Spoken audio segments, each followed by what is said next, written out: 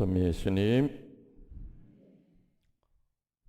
원래 어제 첫 토요일 날 우리 뭐가 있었어야 되지요? 그쵸? 은총의 밤이 있었어야 되는데 지난달 은총의 밤 때 아무래도 오기가 좀 어렵습니다. 구정을 앞두고. 그래서 9일 날로 연기했죠. 근데 지난달에 못 오셨던 분들 다 왔다 갔어요. 네. 대구에서도 올라오고 부산에서도 올라오고 여주에서도 이천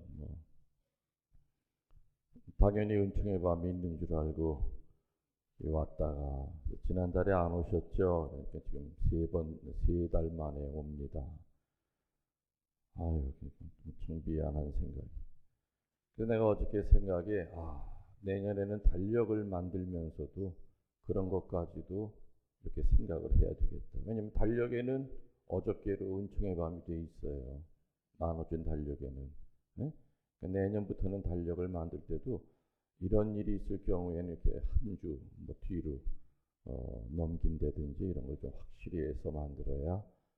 왜냐면 우리 달력이 많이 나갔거든요. 본당 신자들만 받은 게 아니라 전국에 많이 퍼져 있기 때문에 그거 보고 서운동 성당 그 한 해의 여러 가지 행사를 알고 오시는 분들도 꽤 많은데, 하여튼 어제는 밖에 나가서 아무튼 오시는 분 안수는 계속 해드려서 보내긴 보냈어요. 그래도 그거라도 받고 가니까 덜 서운해 하시죠. 그죠?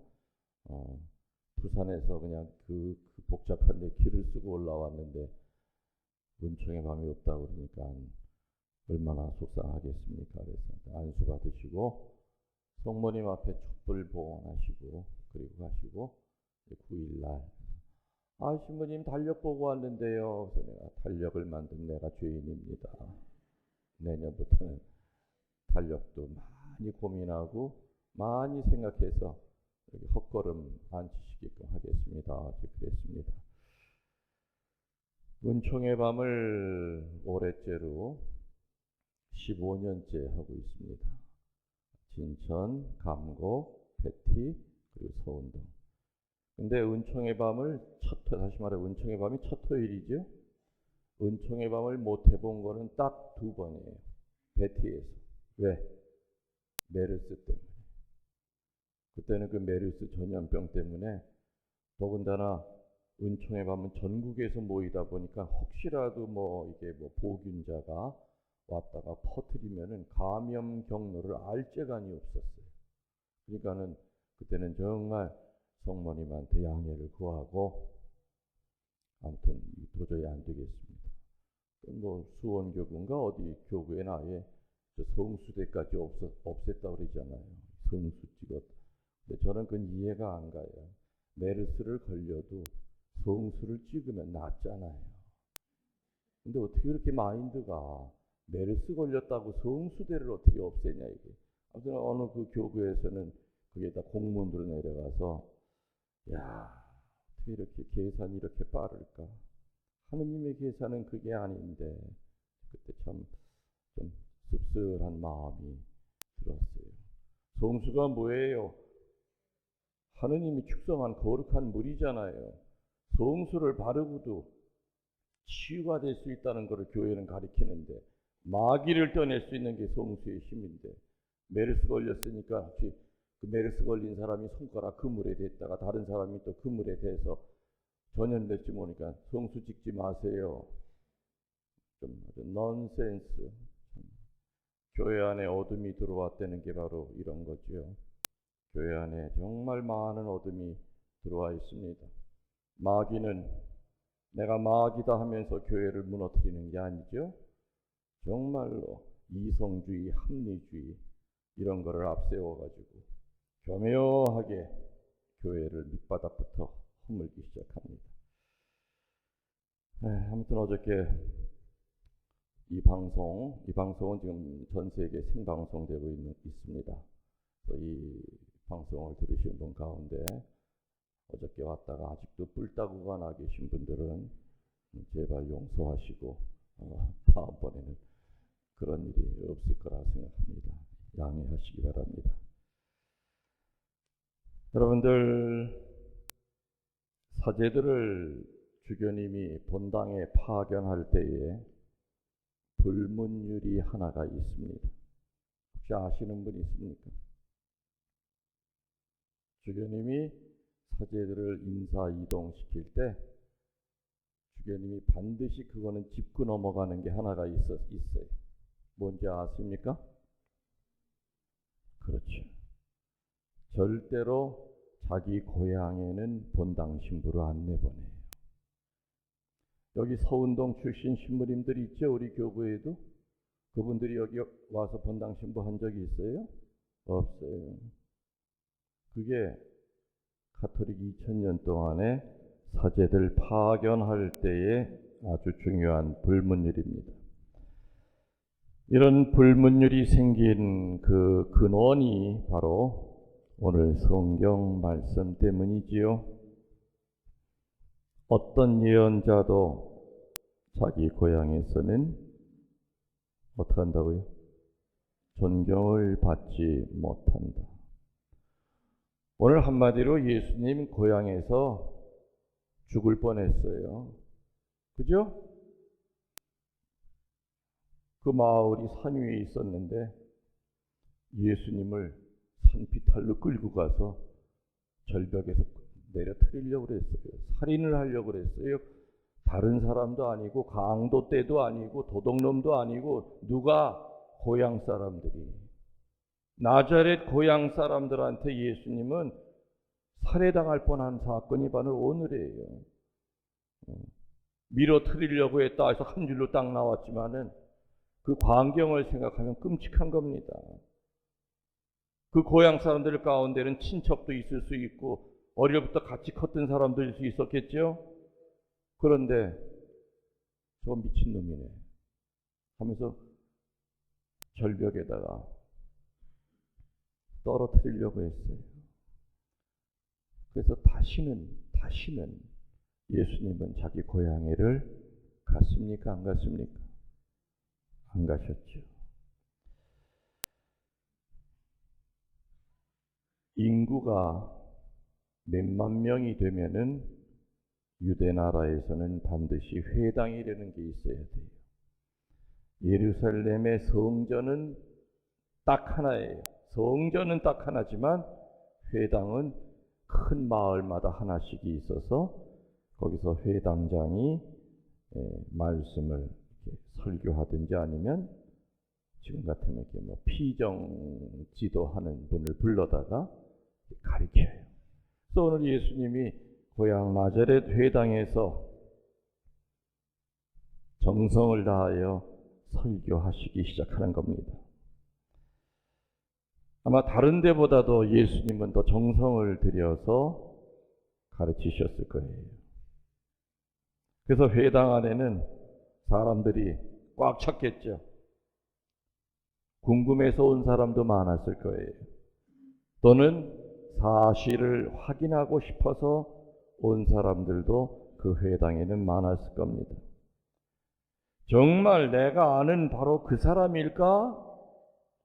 한 동네 어릴 때부터 같이 컸던 그 친구가 맞을까? 이런 여러 가지 이유 때문에 회당에는 사람들이 꽉 찼습니다. 또 한편으로는 늘 들어서 실증나고 지겨웠던 회당장의 설교가 아니라 얘기 들어보니까 기가 막히게 말을 잘한대. 그런 양반이 새로 말 잘하는 피정 강사가 온다는 말에 다른 동네 사람들도 분명히 그 회당에 모여왔을 겁니다. 그래서 예수님은 정성을 다하여 강론하셨을 것이요. 오늘 복음대로 사람들은 그분의 은총의 말씀에 놀라워합니다. 감탄합니다. 그런데 즉시 어둠이 그들을 사로잡기 시작합니다. 한 사람의 입에서 나온 말 한마디 때문에 순식간에 그 말은 맑은 물에 잉크 한 방울 떨어뜨리면 퍼지듯이 순식간에 어둠의 그 연대성을 보여줍니다. 그 말이 뭡니까? 열심히 은혜롭게 잘 듣고 있는데 갑자기 중간에서 어떤 사람이 저 사람 저 요셉 아들 아니요? 목수였던 요셉 아들 아니요? 이 소리에 사람들은 맞아. 그 우리 집 닭장 고치러 왔던 그 요셉. 보니까 자도 우리 집에서 뭐 일하던 사람 아니요? 은총의 분위기가 순식간에 경멸의 분위기로 바뀝니다. 존경의 눈길을 주었던 그 분위기가 순식간에 멸시의 눈길로 바뀝니다. 누군가를 영적으로 죽이고 매장시키는 도구는 혀입니다. 혀입니다. 혀를 통하여 선입견이라는 어둠이 사람들에게서 나옵니다. 그 사람의 많은 장점이 다 묻혀지고 그 사람의 배경만 남습니다. 소위 스펙만 남습니다. 그들이 생각하는 예수님의 스펙, 이런 거였습니다. 첫 번째, 요셉이라는 목수의 아들이라는 것이 첫 번째 예수님의 배경이었습니다. 유대 땅에서 천한 직업 순위로 밑에서부터 올라오면은 몇째 안 가는 천한 직업이 목수였기 때문에 경멸합니다. 예수님의 하신 그 말의 내용을 들었을 때는 정말 은총의 말이라고 했던 그들이 순식간에 그 예수님의 그 배경을 보면서 경멸합니다. 멸시합니다. 그래서 은총의 분위기는 순식간에 어둠의 분위기로 바뀌었을 겁니다. 여러분들, 한국의 첫 번째 양의사가 누군 줄 아십니까? 한국의 첫 번째 양의사가 누군지 아십니까? 백정의 아들이었던 박서양이라는 사람이었습니다. 나중에 이 양반은 제중원을 만들고 독립군을 돕는 큰 일까지 합니다. 그런데 한국의 첫 번째 양의사이기 때문에 많은 사람들의 존경을 받고 많은 환자들이 몰려왔다가 소문이 나기 시작합니다. 그 출신 배경에 대해서. 이봐, 저 의사 애비가 백정이었대. 에? 백정이 맞아? 진짜래. 옛날에 봤대. 어디서 운막에서 살던 사람이래. 아이고, 이거 가면 되는 건가? 의사의 아버지가 백정인 줄 몰랐다가 알고 난 후에 그 병원에 찾아가지 않은 환자가 굉장히 많았다고 합니다. 물론 그 사람의 출생, 가문, 재산 이런 것들이 그 사람의 인격 형성에 많은 영향을 주긴 합니다. 그러나 사람들을 평가할 때 외부적이고 우발적인 것에 의하여 평가하겠다는 이 유혹에 넘어가서는 안 되는 것이 우리 믿는 자들입니다. 늘 사람들을 이런 식으로 판단하는 사람들은 자기 영혼의 병을 고치기가 어려울 겁니다. 늘 시기와 질투심에 가득 차 있습니다. 병 낫기를 거부한다면 어떤 명의도 그 환자의 병을 고쳐줄 재간이 없습니다. 나자렛 사람들은 중병을 앓고 있었지만 병든 줄도 모르고 명의가 찾아왔는데도 무시하고 죽이려고까지 합니다. 환자가 살려고 하지 않을 때 치유시킬 수 있는 의사는 없습니다.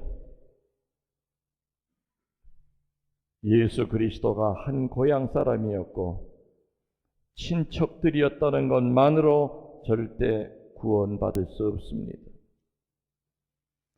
여러분들이 세례 받았다고 하는 것만으로, 모태신앙이었다는 것만으로 구원이 보증되질 않습니다. 세례 받은 거 모태신앙이라고 하는 것은 구원의 문 안으로 들어왔다는 이야기일 겁니다. 늘 하는 얘기지만 구원은 시간의 문제가 아니라 응답의 문제입니다. 여러분들 들어오다가 아마 부고를 보셨을 겁니다. 윤요세피나 53세 오늘 새벽 2시 반에 운명하셨습니다. 며칠 전에 병자 성사 드리고 왔습니다. 그분은 지난 8월 15일 날 성모승천 대축일 날 세례 받았습니다. 췌장암과 싸워서 결국에는 갔죠. 근데 그 요세피나 자매는 비록 1년도 안 된 짧은 기간이었지만은 그분이 세례받고 난 다음에 주일 미사, 은총의 밤에 참석하는 모습을 보면 그것은 전쟁터에 나가는 용사와 같은 마음으로 하느님 앞에 나왔던 것 같습니다. 그 복수가 찬 몸뚱아리를 붙들고 맨 앞자리에 앉아서 마지막 안수받을 때까지 한눈 팔지 않고 초롱초롱 사제를 쳐다보면서 사제 뒤에 계시는 예수님의 십자가를 쳐다보면서 그 요세피나는 죽음을 준비했습니다. 며칠 전에 갔을 때 이미 본인도 며칠 못 살다는 거 알고 있었을 겁니다. 그 남편은 늘 저한테 그런 얘기를 했어요. 주모님, 우리 아내만 살려주시면 제가 세례 받을게요. 엄청 부담스러웠습니다. 그런데 며칠 전에 나를 찾아와서 주모님, 조금 전에 의사로부터 구정문농일 거라고 얘기 들었습니다. 만나보고 싶어하는 사람 아직 의식 있을 때 만나게 하십시오라는 얘기 듣고 제일 먼저 요세피나가 누가 제일 먼저 보고 싶을까? 신부님. 신부님 어렵고 바쁘신 줄 알지만 제가 이렇게 무릎 꿇고 빌 터이니 우리 요세피나 좀 만나주세요. 갑시다. 성체를 모시고 갔죠. 그 요셉은 그랬어요. 신부님, 제가 그전에는 우리 아내 살려주면은 신자 된다고 그랬는데 이제 바꿀 겁니다.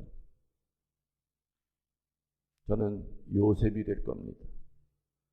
우리 아내가 천국 갈 거 저는 믿습니다. 그러면 내가 요셉이 돼야만 아내를 만나러 갈 수 있기 때문에 하느님 원망하지 않습니다. 우리 아내만 다시 만날 수 있다면 얼마나 그 아내에 대한 사랑이 지극했는지 몰라요. 그러면서 주모님, 우리 아내가 떠나고 나면은 제가 아마 한동안은 성당에서 살 것 같습니다. 그러지 않으면은 그 허전한 마음을 해결할 길이 없습니다. 성당 안에 제가 자주 보이더라도 쫓지 마십시오. 아이, 무슨 얘기입니까? 그래, 요셉, 이제 본인이 스스로 요셉이라 했으니 요세피나한테 신부님 저 약속했습니다. 내 당신 만나려면 내가 요셉 돼야 되는 거. 요세피나는 남편과 장성한 아들, 딸 전부 다 이제 신자 될 거라마 알고 떠났을 겁니다. 비록 세례받고 1년도 안 되는 짧은 삶이었지만은 좀 전에 얘기한 대로 매일매일 매 순간순간 얼마나 철저하게 응답을 하고 살았는지 모릅니다. 그래서 구원이라고 하는 것은 세례받고 50년을 살았느냐 100년을 살았느냐 예수님과 한 동네 사람이었느냐 본당에서 어떤 직책을 맡았느냐 그게 중심이 아니고 그게 기준이 아니라 얼마나 성실하게 하느님에게 응답하고 살았느냐. 물에 물 탄 듯 술에 술 탄 듯한 삶이 아니라 비록 주님 알고 몇 달을 살았다 하더라도 그 자매는 하느님이 어떤 분인지를 확실히 살아계신 하느님을 체험하고 간 겁니다. 사제의 부모라는 것, 신학생의 부모라는 것, 수녀의 부모라는 것, 구교라는 것만으로 우리는 구원되지 않습니다. 사제, 수녀가 많이 나온 본당에서 오히려 본당 신부님들이 사목하는 것이 힘듭니다. 선입견에 사로잡혀 경멸하는 분위기 속에서는 평화를 만들어낼 수가 없습니다. 기대에 차 있고 겸손한 분위기에서는 말씀의 은혜가 충만하게 내려갑니다. 철야 기도 때 그 늦은 밤이지만 졸지 않습니다. 왜? 말씀을 들으러 왔기 때문에. 피정 때 그 얼마나 많은 은혜가 내려갑니까? 그때의 분위기와 또 교도소라든지 군대라든지 이런 데 가서 인격 지도할 때가 있습니다. 그럴 때는 전혀 다릅니다. 시간 때로 나온 사람들에게는 예수님의 앞에서 설교를 해도 절대 귀에 들어오지 않을 겁니다. 오늘 이 사건 이후로 예수님은 나자렛을 영원히 떠나 다른 지방으로 가십니다. 그래서 슬프게도 예수님의 위대한 업적을 본 수혜자들은 고향 사람들이 아니라 이방인이었고 타 지방 사람들이었습니다. 사도행전 13장 46절에 바오로 사도는 이런 말을 전합니다. 우리는 하느님의 말씀을 먼저 당신들에게 전하지 않을 수 없었습니다. 그런데도 당신들은 그것을 거부하고 영원한 생명을 받아들일 만한 자격이 없다고 스스로 판단하고 있으니 우리는 이방인들에게로 갑니다. 오늘 이 자리에 하느님이 불러주신 것도 은총이요, 사제의 입을 통해서 주시는 하느님의 말씀이 들리는 것도 은총이요, 주님의 성체를 통하여 내 안에서 기적이 일어나는 것도 우리는 은총임을 믿어야 됩니다. 영혼의 병이라고 하는 것은 천국 가는 길을 가로막습니다. 그래서 늘 명심합시다. 구원이라고 하는 것은 시간의 문제가 아니라 무슨 문제예요? 응답의 문제다. 매일매일을 새로 세례받은 사람답게 살아야 됩니다. 매일매일을 거듭나는 삶을 살도록 애쓰고 노력합시다. 아멘.